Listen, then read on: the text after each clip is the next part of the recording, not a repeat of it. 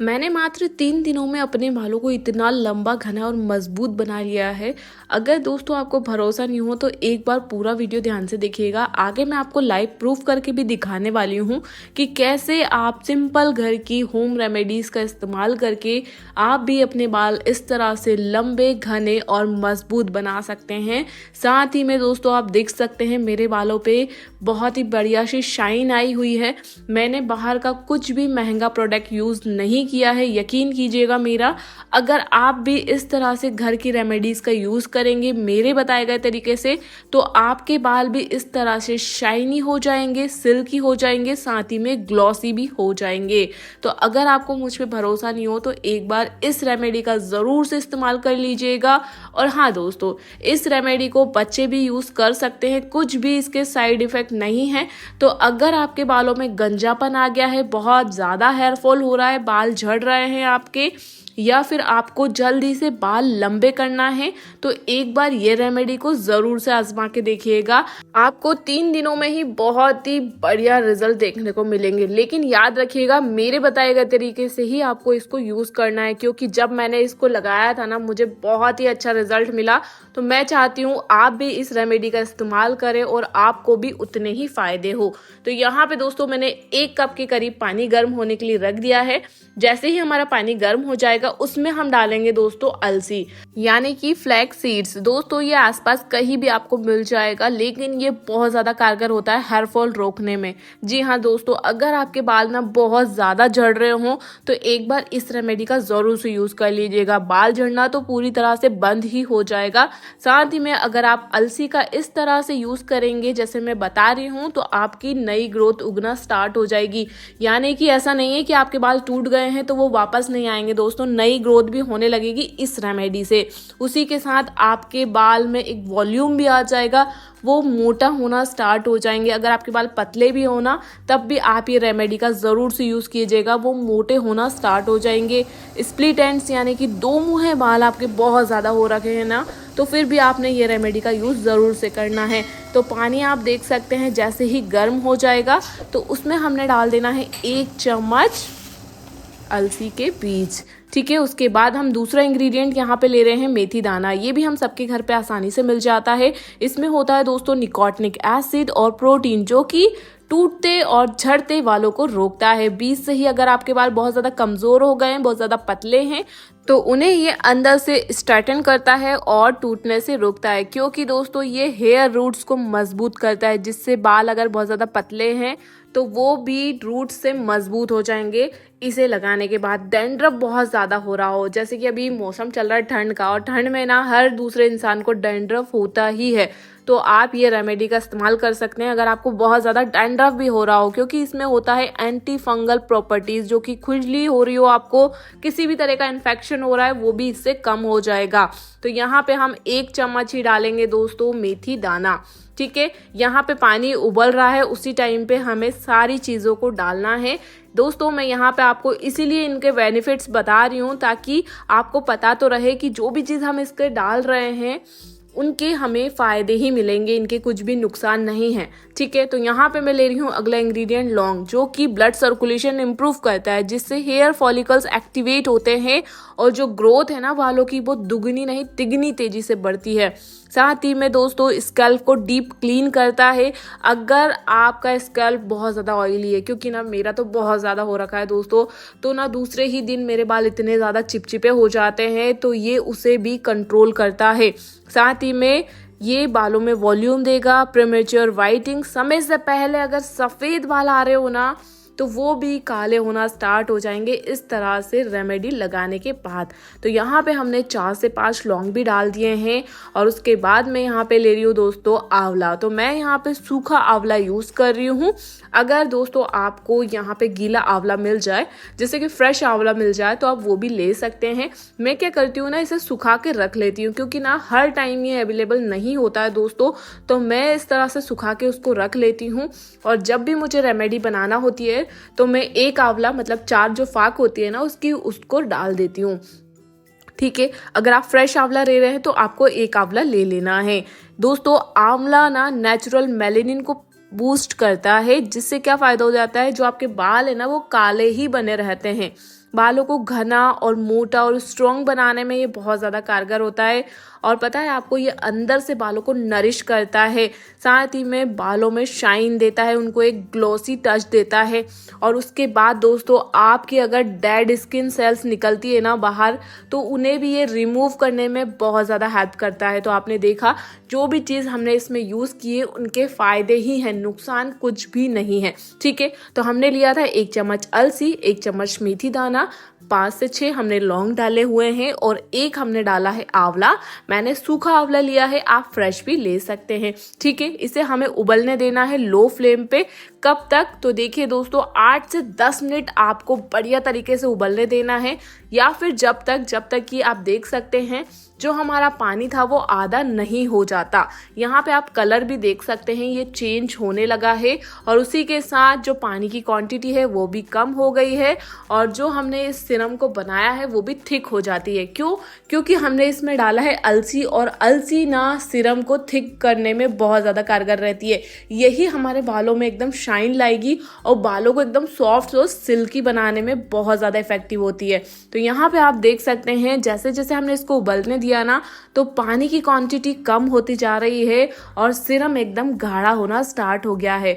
तो यहाँ पे आप देख सकते हैं दोस्तों, जो मेथी दाना है वो भी बढ़िया से फूल गया है और जो हमारे अलसी की सिरम है वो भी इस तरह से गाढ़ी हो गई है। मैं गिरा के भी दिखा रही हूँ चम्मच से। तो इस टाइम पे हमें गैस की फ्लेम को ऑफ कर देना है और हल्का ही इसे ठंडा करना है, ज़्यादा ठंडा नहीं करना है। ठीक है, इसे हमें गरम गरम में ही छान लेना है।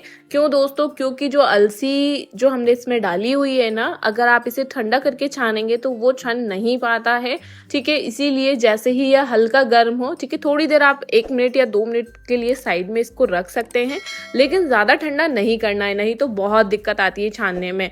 तो मैंने क्या किया था दोस्तों, 1 कप के करीब पानी रखा हुआ था, लेकिन उबलते हुए आप देख सकते हैं करीब हाफ कप के करीब ही हमारी जो सिरम है बन के तैयार हो गई है। अब ये जो मेथी दाना और अलसी है इसे हमें फेंक देना है। ठीक है, उसका कुछ भी यूज़ नहीं है। ये जो सिरम बन के तैयार हुई है अभी बहुत ज़्यादा गर्म है, लेकिन ये हल्की ठंडी हो जाएगी। उसके बाद मैं अपने बालों पर इसका यूज़ करके भी दिखाऊंगी कि आपको इसको किस तरह से लगाना है और कितना लगाना है।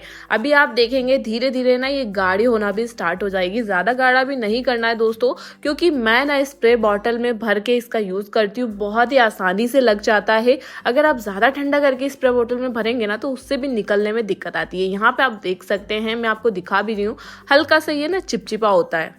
चलिए, तो मैंने यहाँ पे दोस्तों स्प्रे बोतल में इसको फिल कर लिया है। बहुत आसानी से लग जाता है, मैं आपको स्प्रे करके भी दिखा देती हूँ। लेकिन अगर आपके पास स्प्रे बोतल ना हो तो अगर आपको लेना हो तो मैं लिंक प्रोवाइड कर दूंगी, ठीक है, डिस्क्रिप्शन में। आप वहाँ से चेक भी कर सकते हैं या फिर आप कॉटन बॉल की हेल्प से भी लगा सकते हैं। ठीक है, बहुत आसान होता है लगाना। लेकिन स्प्रे बोतल से दोस्तों मात्र 5 मिनट लगते हैं, ज़्यादा टाइम भी नहीं लगता है। तो जब भी सोने जाए ना आप, उसके पहले सिर्फ आपको 5 मिनट इस सिरम का इस्तेमाल करना है आपके बालों पर। जब भी आप हेड वॉश करेंगे ना, उसके बाद आप रिजल्ट देखना दोस्तों, आपके बाल एकदम शाइनी होने लगेंगे और सिल्की, और साथ ही में नई ग्रोथ भी होने लगेगी। तो यहाँ पे दोस्तों सबसे पहले अपने बालों को नीम के कॉम्ब से डिटेंगल कर लेना है, ताकि किसी भी तरह का इन्फेक्शन हो वो भी खत्म हो जाए। ना हो तो सिंपल कॉम्ब से भी आप कर सकते हैं। उसके बाद वीडियो में जैसे कि मैं आपको दिखा रही हूँ, पार्टीशन करते हुए अच्छी तरह से अपने स्कैल्प पर और हेयर्स पर इसका यूज करना है। जितनी अच्छी तरह से आप इसको लगाएंगे ना, उतना ही अच्छा आपको रिजल्ट मिलेगा। तो मैं यहाँ पे दोस्तों पार्टीशन करते हुए अपने पूरे हेयर्स पे अच्छी तरह से इसको लगा लेती हूँ।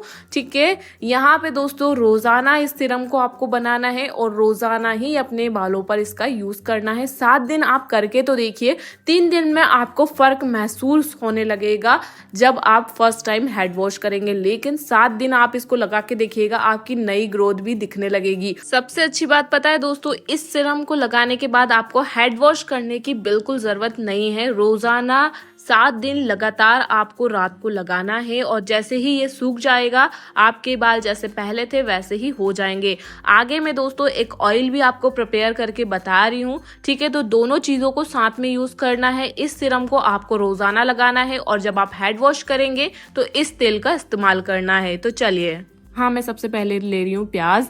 जो कि हमारे सबके घर पे आसानी से मिल जाता है, लेकिन इसके कितने फ़ायदे हैं वो हमें नहीं पता होता है। तो सबसे पहले दोस्तों देखिए, हमें पिंक कलर का प्याज लेना है, ठीक है। एक ऑरेंज कलर का भी होता है जिसका जो छिलका होता है ना वो ऑरेंजिश होता है, तो वो हमें नहीं लेना है। इस तरह से जो पिंक कलर का होता है ना वही लीजिएगा। इसमें ना हाई अमाउंट में सल्फर होता है जो कि हेयर फॉलिकल्स को स्ट्रॉन्ग बनाता है, जिससे क्या होगा, हेयर फॉल कम हो जाएंगे, यानी कि बाल गिरने कम होंगे, तभी तो हमारे बाल हेल्दी होंगे ना दोस्तों। प्याज के रस से स्कैल्प में अगर आप लगाएंगे ना तो ब्लड सर्कुलेशन बढ़ेगा और नई ग्रोथ होने लगेगी। आपके बाल जो टूट के गिर भी चुके हैं ना तो वापस से नए बाल आने लगेंगे, इस तरह से अगर आप प्याज का रस लगाएंगे।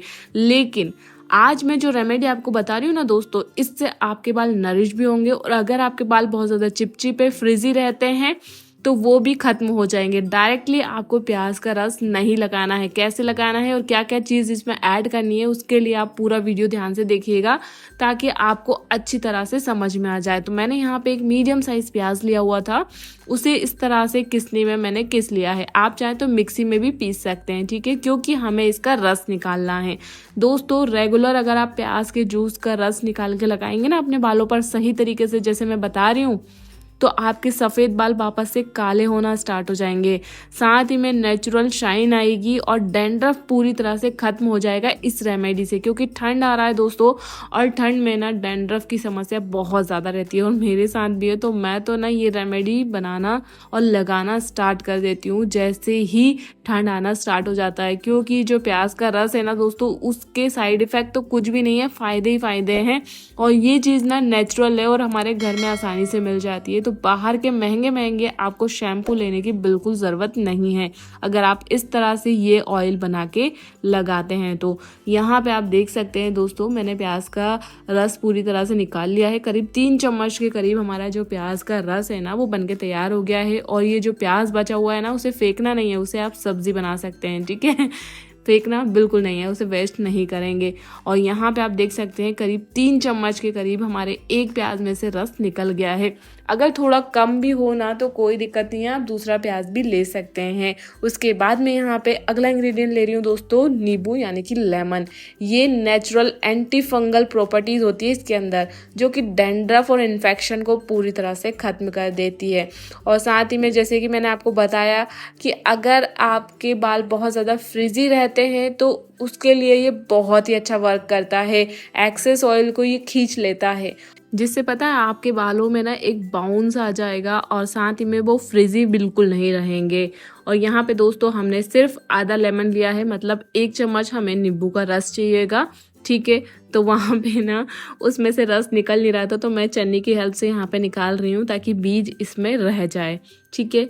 तो यहाँ पे दोस्तों हमें सिर्फ 1 चम्मच ही नींबू का रस चाहिए। मैं यहाँ पे इस रेमेडी को बनाती रहती हूँ, इसीलिए मैंने आधा लेमन लिया है कि मुझे पता है छोटे लेमन का जो होता है ना वो 1 चम्मच ही रहता है, लेकिन आप नाप कर भी ले सकते हैं, ठीक है। यहाँ पे हम बढ़िया से इसको मिक्स कर लेंगे। और उसके बाद दोस्तों अब हमें डालना है इसमें ऑयल। तो आप चाहे ना तो इसमें कोकोनट ऑयल भी डाल सकते हैं, लेकिन मैं डालती हूँ इसमें ऑलिव ऑयल, क्योंकि ये ज़्यादा नरिशमेंट देता है। इसमें होता है विटामिन के और ई, जो कि बालों को रूट्स से मजबूत बनाता है और साथ ही में ना ये कंडीशनर का काम भी करता है दोस्तों।